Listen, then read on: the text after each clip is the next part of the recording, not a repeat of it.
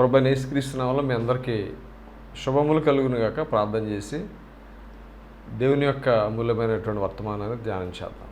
ప్రేమ కలిగిన యేసయ్య సమయానికి నీకు స్తుతులు స్తోత్రాలు చెల్లిస్తున్నాం. ఆశ్చర్యకరుడా ప్రేమమయుడా నీకు స్తోత్రాలు. నీ అపారమైనటువంటి కృపకై నీకు వందనాలు చెల్లిస్తున్నాం. ఈ వాక్యాన్ని ధ్యానిస్తూ ఉండగా సహాయం చేయండి. నీ ప్రియులైనటువంటి ప్రతి బిడ్డని దీవించండి. ప్రతి కుటుంబానికి నీ ప్రేమను అనుగ్రహించమని ప్రార్థిస్తున్నాం. ప్రతి కుటుంబంలో ఉన్న కన్నీటిని తోడమని, అందరికీ ఆనందాన్ని సమాధానాన్ని కలగజేయమని యేసు నామంలో ప్రార్థిస్తున్నాం తండ్రి, ఆమేన్. ప్రభువైన యేసుక్రీస్తు నామంలో మీ అందరికీ శుభములు కలుగును గాక. మీ కుటుంబాల్లో మీరు అందరూ కూడా ప్రశాంతంగా ఉండాలని, సుఖశాంతులతో వర్ధిల్లాలని, దేవుని యొక్క అపారమైనటువంటి కృప మీ బిడ్డల ఎడల ఉండాలని కోరుకుంటా ఉన్నాను. మీ బిడ్డలందరికీ కూడా దేవుడు చక్కటి భవిష్యత్తుని ఇవ్వాలని నేను మనసారా కోరుకుంటా ఉన్నాను. ఎందుకంటే ప్రపంచంలో అంత గొప్ప ప్రేమ అనేది దేవుని దగ్గర తప్ప మనకి ఎక్కడ దొరకదు. మనుషుల కోసం మనం ప్రయత్నం చేస్తూ ఉంటాం, అమ్మా నాన్నల కోసం ప్రయత్నం చేస్తూ ఉంటాం. మన జీవితాలను మార్చేటటువంటి గొప్ప శక్తి దేవునికి మాత్రమే ఉన్నది. బైబిల్లో చదివినప్పుడు యేసుప్రభు చేసినటువంటి గొప్ప కార్యాలన్నీ కూడా దేనికి రుజువు అంటే ఆయన ప్రేమకి సాదృశ్యంగా కనపడుతున్నాయి. ఎంత ప్రేమిస్తామని దేవుణ్ణి అడిగితే ఒక చక్కటి మాట ఉంటుంది. తన సొంత కుమారుని ఇవ్వడానికి వెనుతీనటువంటి దేవుడు, ఆయనతో పాటు సమస్తమును మనకెందుకు అనుగ్రహించడని పరిశుద్ధ లేఖనాలు తెలియజేస్తున్నాయి.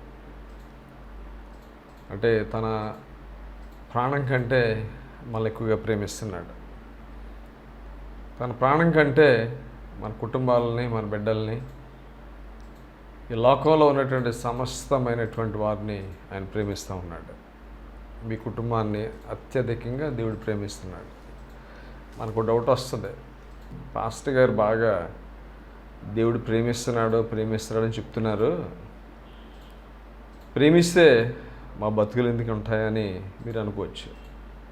మనందరి జీవితాల్లో దేవుడు మనల్ని ప్రేమిస్తున్నాడు కాబట్టే ఇప్పటికీ కూడా సజీవంగా ఉన్నాం మనం. ఈ వాక్యాన్ని చూసే మీలో నాకు తెలిసి ఏ ఒక్కరికి కూడా 3 పూటల తినడానికి తిండి లేనటువంటి వాళ్ళు ఎవరు లేరు. ఈ ప్రపంచాన్ని మనం చూస్తూ ఉంటే ఒక పూట తిండి లేనటువంటి చాలామంది ఉన్నారు. నీళ్ళు దొరకక జంతువులు చనిపోతూ ఉంటాయి, మనుషులు చనిపోతూ ఉన్నారు, కరువులు అనేటటువంటివి వస్తూ ఉన్నాయి. కానీ ఒకటి గుర్తుంచుకోవాల్సింది, వాక్యాన్ని వీక్షిస్తున్నటువంటి మీ అందరి జీవితాల్లో ప్రభు కృప తోడుగా ఉంటుంది కాబట్టి మనం ఆరోగ్యంగా ఉన్నాం, 3 పూటలా తినగలుగుతున్నాం, చక్కటి వస్త్రాలు ధరిస్తూ ఉన్నాం. దాంతోపాటుగా అంత బాగానే ఉంది, కానీ ఏదో ఒక సవాలు నా జీవితంలో ఎదురొస్తుంది అనేటటువంటి ఒక ప్రశ్న మన మనసులో ఉత్పన్నమవుతూ ఉంటుంది. కానీ ఒకసారి మనం గతాన్ని ఆలోచిస్తే మన జీవితాలు ఎలాంటి సాక్ష్యాలంటే, సవాళ్ళను అధిగమించి ఇంత దాకా ముందుకు వచ్చాం. ప్రస్తుతం ఒక సవాలు ఉంది. గతంలో ఎలాగ అధిగమించామో ముందున్నటువంటి సవాళ్ళను కూడా అధిగమించి ముందుకు కొనసాగుతాం. అది దేవుడు మన జీవితంలో అనుగ్రహించేటటువంటి అద్భుతమైనటువంటి కృప.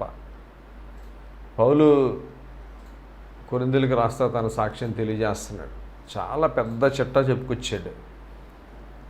మరణకరమైనటువంటి ప్రాణాపాయ స్థితులు, తిండి లేని స్థితులు, కూడా ఉన్న ఫ్రెండ్సే ఆయనకి హాని చేసినటువంటి పరిస్థితులు, ఆయన అప్పగించినటువంటి పరిస్థితులు, అన్నిటిలో నుంచి కూడా ఆయన దాటుకుంటూ వచ్చి ఇదిగో ఈరోజు దేవుడు నన్ను సాక్షిగా నిలబెడుతున్నాడు, సజీవునిగా నిలబెట్టాడు, ఆరోగ్యంగా ఉన్నాను నేను అని చెప్పగలిగేటటువంటి అత్యున్నతమైన స్థితిని దేవుడు ఆయన కలగజేశాడు. దేవునికి మహిమ కలుగును గాక. నా ప్రియమైనటువంటి సహోదరులారా, సంతోషంగా ఉన్నాం. యేసుక్రీస్తు వారు తెలియజేస్తున్నాడు, దేనిని గురించి చింతించొద్దని తెలియజేస్తున్నాడు. రేపటిని గురించి చింతించొద్దని తెలియజేశాడు.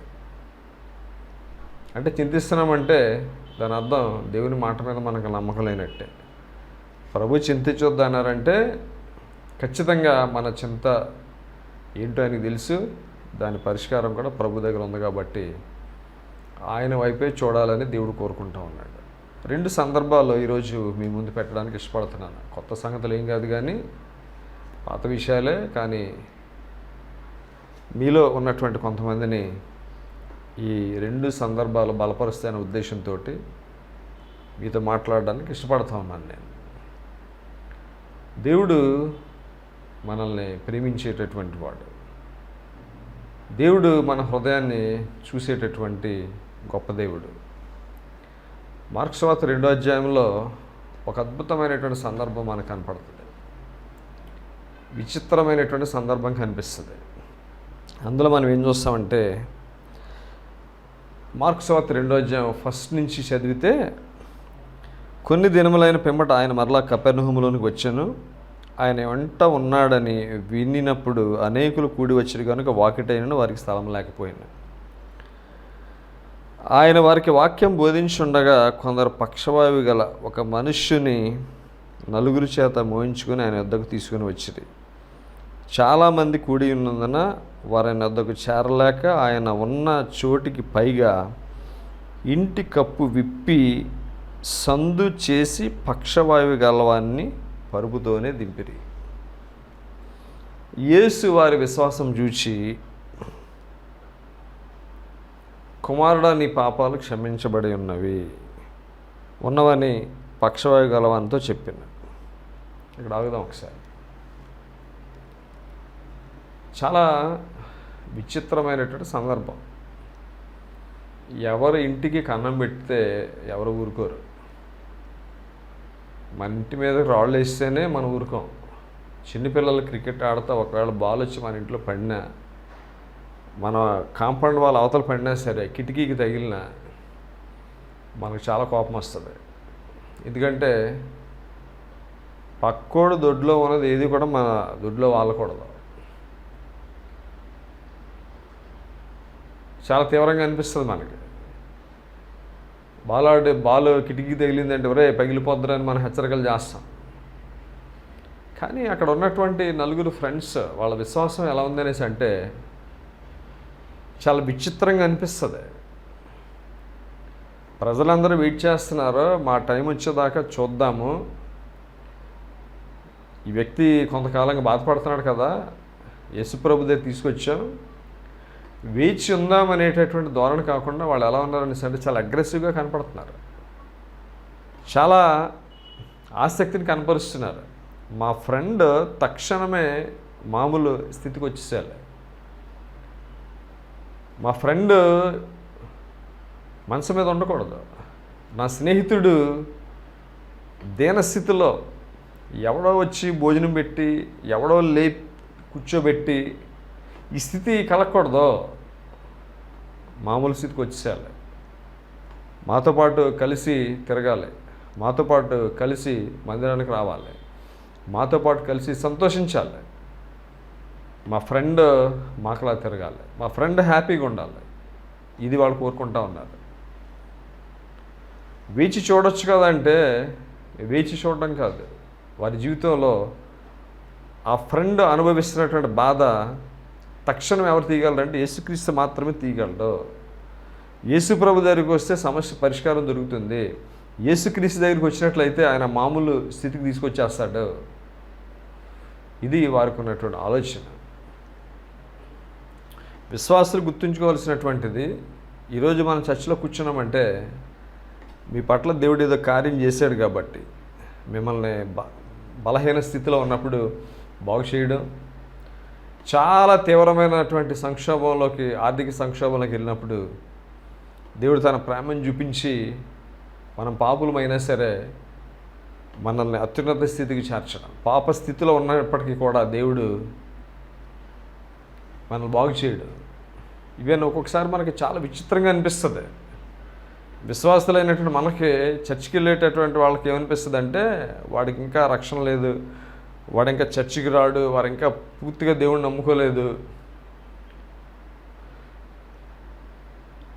వాళ్ళు ఒకసారి ప్రార్థన చేయించుకున్నారు, వాడు బాగుపడిపోయాడు, వాడు సంతోషంగా ఉన్నాడా, మనం షాక్ అయిపోతూ ఉంటాం. మనం సీనియర్ మోస్ట్ అయినటువంటి మాకేంటి ఇంకా పరిష్కారం రావట్లేదని ఫీల్ అవుతూ ఉంటాం మనం. కానీ ఒక నిజమైనటువంటి విషయం ఏంటంటే, ప్రభు అయిన యేసుక్రీస్తు వారు ప్రతిదానికి టైం ఉందండి.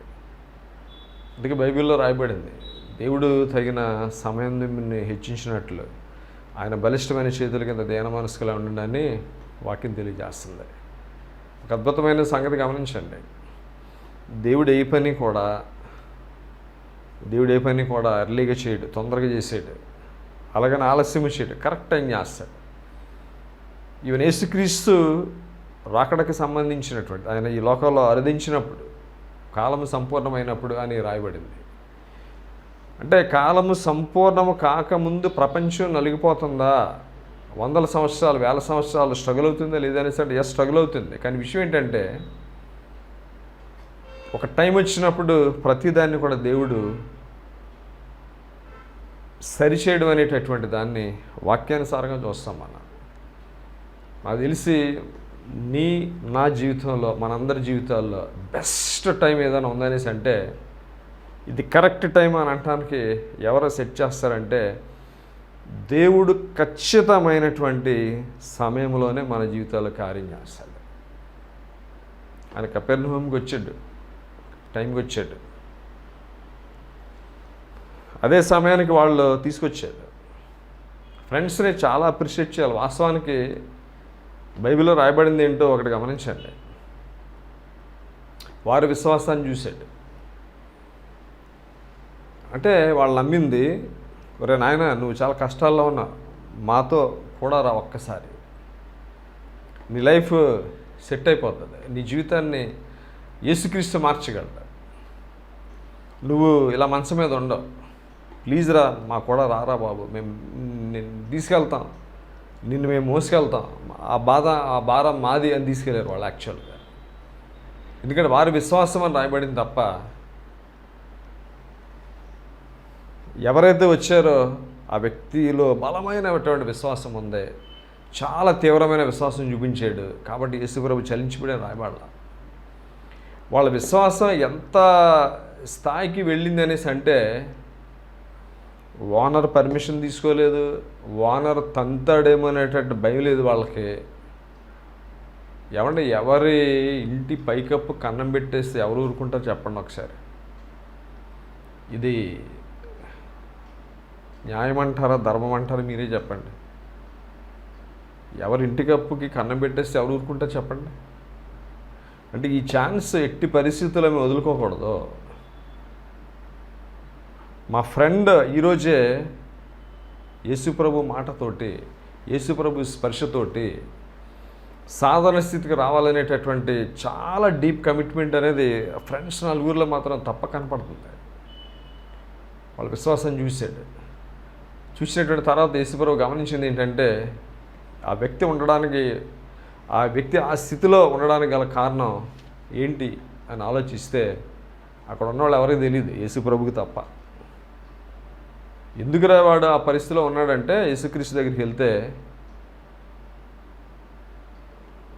పాపం అనేది అతని లైఫ్లో కారణం అని చెప్తున్నాడు అక్కడ. అందుకే ఫస్ట్ ఆయన పలికినటువంటి మాట ఏంటంటే, కుమారుడు నీ పాపాలు క్షమించబడ్డాన్ని తెలియజేశాడు. వారి విశ్వాసాన్ని చూశాడు. నెక్స్ట్ ఆయన ఉపయోగించిన మాట ఏంటంటే, నీ పాపాలు క్షమించబడ్డాయన్నాడు. ప్రపంచానికి ఏం చెప్తున్నాడు ఆయన? ఖచ్చితంగా మనిషి కుమారుడికి పాపాలు క్షమించేటువంటి అధికారం ఉంది అని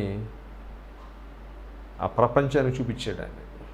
యేసుక్రీస్తుని సిలువ ఎక్కించే అంత కోపం వాళ్ళలో రగిలిపోవడానికి రీజన్ ఏంటంటే, ఆయన దేవుడిని చెప్పుకుంటున్నాడు, నా ద్వారా పాపాల పోతాయని తెలియజేస్తున్నాడు. ప్రపంచము ఎరగనటువంటి కార్యాలు, చూడనటువంటి పనులు యేసుప్రభు వచ్చినటువంటి తర్వాత మనుషుల జీవితాలు కట్టబడ్డాలి, మనుషులు సంతోషంగా ఉండనేటటువంటిది ఆయన జీవించినటువంటి 3.5 సంవత్సరాల కాలంలో నాకు తెలిసి ప్రపంచం ఉన్నంత సంతోషం అనేది అంతకుముందు లేదేమని నాకు అనిపిస్తుంది. పాత నిబంధన కాలంలో మనం చూస్తే ఇశ్రాయేలు సమాజాన్ని గొప్ప గొప్ప రాజులు పరిపాలించారు, కరెక్ట్. వారు చక్కటి దైవికమైనటువంటి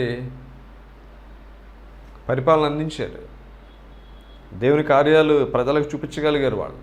కానీ నాకు తెలిసి ఈ భూమి పుట్టినటువంటి తర్వాత, దేవుడు సృష్టిని చేసినటువంటి తర్వాత, ఈ సృష్టిని చేసినటువంటి దేవుడు 3.5 సంవత్సరాల కాలంలో మనుషుల మధ్యన సంచారం చేసి నివసించినటువంటి ఆ కాలాన్ని గోల్డెన్ టైం అని నేను తెలియజేస్తున్నాను. అద్భుతమైనటువంటి స్వర్ణయుగం అని నేను చెప్తాను. నేను దేవుడే దిగొచ్చి మనుషుల మధ్యన సంచారం చేస్తా, మనుషుల యొక్క కన్నీళ్లు తుడుస్తూ, మనుషుల యొక్క కష్టాలు ప్రత్యక్షంగా చూసి, వాళ్ళు అడగకుండానే వారి జీవితాల్లో కార్యాలు చేసి పరలోకాన్ని భూమి మీదకి తీసుకొచ్చినటువంటి యేసుక్రీస్తు ప్రేమ అనేది ఖచ్చితంగా చరిత్రలో నిలిచిపోయేదని తెలియజేస్తున్నాను.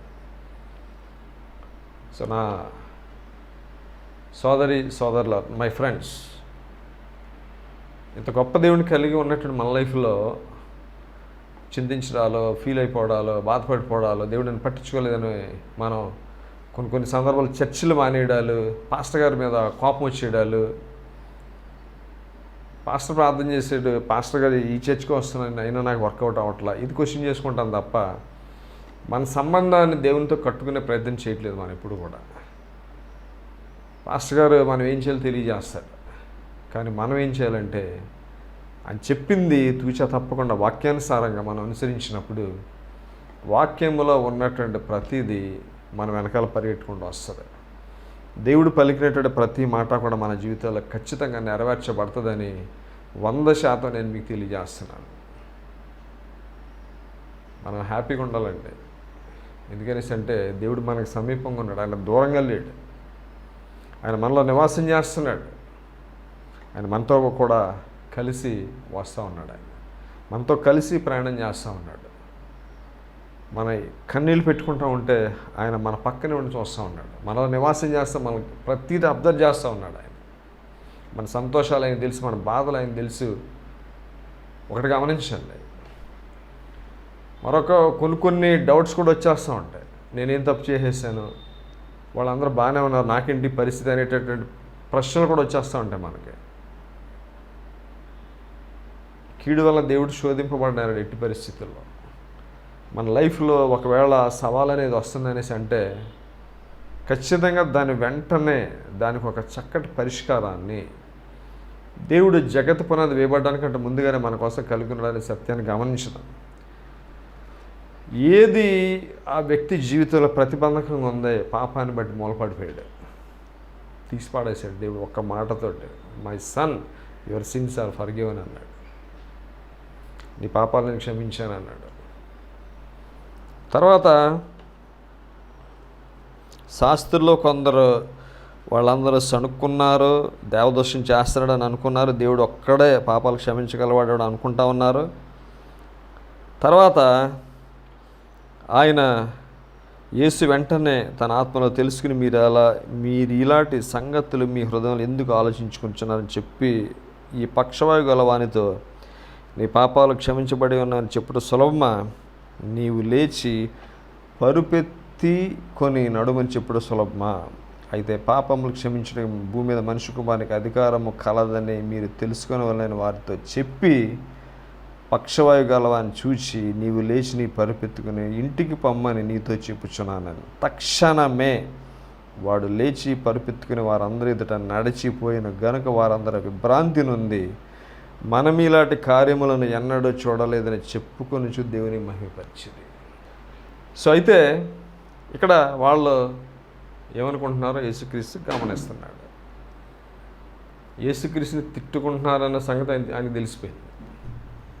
మీరు తిట్టుకున్నా సరే,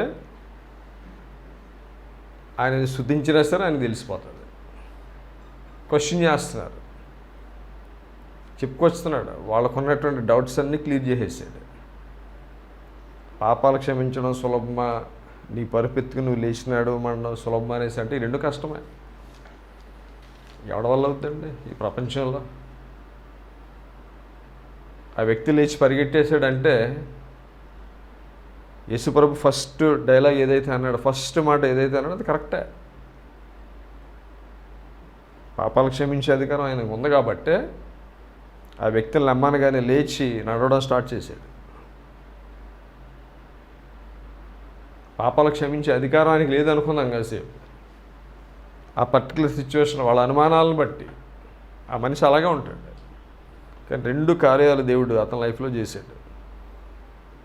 మొత్తం యేసుక్రీస్తు వెళ్ళినటువంటి ప్రతి చోట కూడా ఆయన ఆశ్చర్యకార్యాలు చేస్తూ ఉన్నాడు, అద్భుత కార్యాలు చేస్తూ ఉన్నాడు, ఘనమైనటువంటి కార్యాలు చేస్తూ ఉన్నాడు. ఇక్కడ ఈ సందర్భంలో మాత్రం చాలా విచిత్రంగా అనిపిస్తుంది. యేసుక్రీస్తు పాపంతో డీల్ చేస్తున్నాడు, పాపానికి పరిష్కారాన్ని అనుగ్రహించాడు. ఫ్రెండ్స్ విశ్వాసాన్ని ముఖ్యంగా యేసుప్రభుగా గమనించడం అనేది గుర్తుంచుకోండి. మన ఫ్రెండ్స్ చాలామంది నలిగిపోతూ ఉంటారు, లేవలేని స్థితిలో ఉంటారు, దారిద్ర్యాన్ని అనుభవిస్తూ ఉంటారు, రక్షణ లేకుండా బ్రతుకుతూ ఉంటారు. మన ఫీలింగ్ ఏంటంటే అబ్బాయి వాళ్ళు వినరండి, అస్సలు బాగా సీరియస్, వాళ్ళు పట్టించుకోరు, చెప్పినా వినరండి అనేసి అంటూ ఉంటారు. మనకు ఎందుకులేండి అని కొంతమంది ఫీల్ అయిపోతూ ఉంటారు. కానీ మన ప్రయత్నం మనం చేయాలి కదా. నేనేమనుకుంటానంటే ఈ వ్యక్తి సందర్భంలో వాళ్ళే బలవంతంగా మోసుకొచ్చేసారు. ఆ వ్యక్తి మంచం మీద నుంచి అలాగే తప్పించుకోలేడు కాబట్టి నేను రాను అనేటటువంటి గంతులేసే పరిస్థితి లేదు అక్కడ. అలాంటి పరిస్థితుల్లో వాళ్ళే తీసుకొచ్చారు. ఎలాగ ఫిక్స్ అయిపోయారంటే మరి వాళ్ళకి నిచ్చెన ఎక్కడ దొరికిందో తెలియదు, తాళ్ళు ఎక్కడి నుంచి తీసుకొచ్చారో తెలియదు. ఒక ఇంటికి కన్నం పెట్టేసి మంచాన్ని యేసుప్రభు తిన్నగా దింపేసేటటువంటి ఎక్విప్మెంట్ అంతా తీసుకొచ్చేసారు వాళ్ళు. ఆ వ్యక్తిని వాళ్ళు ఎంత ప్రేమిస్తే ఫ్రెండ్స్ అంత సాహసం చేస్తారు, ఆలోచించాలి. అంటే మన చుట్టూ ఉన్నటువంటి మన తోటి ఫ్రెండ్స్ నలిగిపోతూ ఉంటే ఇలాంటి బాధ్యత కలిగినటువంటి బంధువులుగా, ఫ్రెండ్స్గా మీరు ఉండాలని నేనైతే కోరుకుంటా ఉన్నాను. నేను మీ విశ్వాసాన్ని బట్టి వాళ్ళకి ఖచ్చితంగా దేవుడు మేలు చేస్తాడు, మిమ్మల్ని అవమానపరచడు. మీరు యేసయ్యని పరిచయం చేస్తున్నందుకు, యేసయ్య దగ్గరికి వాళ్ళని తీసుకొచ్చినందుకు మీకు అవమానం కలగదు ఎట్టి పరిస్థితుల్లో. ఒకసారి జస్ట్ ఊహించుకుందాం, నలుగురు వాళ్ళ పక్షవాయు కలిగినటువంటి అమ్మానందరికి వెళ్ళారు అనుకుందాం. కాసేపు యేసుక్రీస్తు వచ్చేటాడు, తీసుకెళ్తామండి, మీ అబ్బాయి బాగుపడతాడు, నడుస్తాడు, చక్కగా మామూలు అయిపోతాడు, ఏం పర్లేదు. వాళ్ళు ఏమైనా ఉంటారు ఊహించుకోండి. సరే తీసుకెళ్ళండి బాబు, ఎవరైతే ఏంటి, ఎక్కడికైతే ఏంటి, మా కొడుకు నడిస్తే చాలు తీసుకెళ్ళండి అని ఉంటారు వాళ్ళు. వారు 5గురి విశ్వాసాన్ని చూసి అని కూడా బైబిల్లో రాయబడాల. ఈ వ్యక్తి ఎవరైతే సఫర్ అవుతున్నాడో ఆ వ్యక్తి విశ్వాసాన్ని చూసి దేవుడు చలించిపోయాడని కూడా రాయబడాల బైబిల్లో. వాళ్ళ 4 విశ్వాసాన్ని మాత్రం దేవుడు చాలా చక్కగా అబ్జర్వ్ చేశాడు, గమనించాడు. వీళ్ళు ఎలాగా కుమారుని పాపాలు క్షమించబడు అని అనగానే చుట్టుపక్కల ఉన్నటువంటి వాళ్ళు ఎలాగ సణుక్కుంటూ స్టార్ట్ చేశారు, వాళ్ళు ఎలా కొనుక్కుంటున్నారు, ఇవన్నీ ఎలా యేసుక్రీస్తు గమనించాడు, వాళ్ళలో ఉన్న విశ్వాసాన్ని చూశాడు. ఇంకోటి ఏంటంటే మన ఇళ్లల్లో మనం సణుక్కునే కూడా గమనిస్తాడు ఆయన. అది మానేద్దాం ఇవాళ నుంచి. ఖచ్చితంగా నా లైఫ్లో దేవుడు నాకున్నటువంటి ఈ బంధకం నుంచి తప్పిస్తాడు, పరిష్కారం ఇస్తాడు అనే దృఢమైనటువంటి విశ్వాసాన్ని కనపరిచినప్పుడు తగిన సమయంలో మనకున్నటువంటి ప్రతి విధమైన అవమానకరమైన పరిస్థితులు, సమస్యలు, బంధకాలు, రోగాలు, నష్టాలు, పిల్లల ద్వారా ఎదురయ్యేట అవమానాలు, పిల్లలు ఎగ్జామ్లో ఫెయిల్ అయిపోవడాలు, వీటన్నిటిలో నుంచి కూడా దేవుడు ఏం చేస్తాడంటే తప్పించి మన తలలు తప్పనిసరిగా పైకెత్తాడండి. చిన్న ఎగ్జాంపుల్ చెప్పి నేను క్లోజ్ చేస్తాను. నేను జాన్ జీ లేక్ అనేటటువంటి వ్యక్తి చక్కగా దేవుని భయభక్తుల్లో ఆయన నడుస్తూ ఉన్నాడు, దేవుని హృదయపూర్వకంగా ఆరాధిస్తున్నాడు. భార్య లైఫ్లో టీబీ ఉన్నది, హార్ట్ పేషెంట్గా ఆమె జీవిస్తూ ఉన్నది. ఇక చావుకి దగ్గరగా ఉన్నది అనుకున్నటువంటి టైంలో దేవుని మీద చాలా కోపం వచ్చింది అతనికి. బైబిల్ చదువుతున్నా, నీతిగా బతుకుతున్నా, యేసయ్య కోసం జీవిస్తుంటే మాకేంటి ఈ కర్మ అని అనుకుంటూ ఎందుకు వచ్చింది ఈ బైబిల్ అని మంటల్లోకి విసిరిపోయాడండి. అయితే దేవుడు అతనితోటి ఆయన మంటల్లోకి బైబిల్ విసిరేగానే ఒక వాక్యం తెరబడింది. అందులో రాయబడింది ఏంటంటే అపోస్తల కార్యాలు 10:37 యోహాను బాప్తిసం ప్రకటించిన తరువాత గల్లయి మొదలుకొని యూదయ అంతటా ప్రసిద్ధమైన సంగతి మీకు తెలియను. అదేదనగా దేవుడు నజరేయుడైన యేసును పరిశుద్ధాత్మతోనూ శక్తితోనూ అభిషేకించినదయ్యే. దేవుడు ఆయనకు తోడైనను గనక ఆయన మేలు చేయొచ్చు, అపవాది చేత పీడింపబడిన వారందరినీ స్వస్థపరచుచు సంచరించుచుండెను.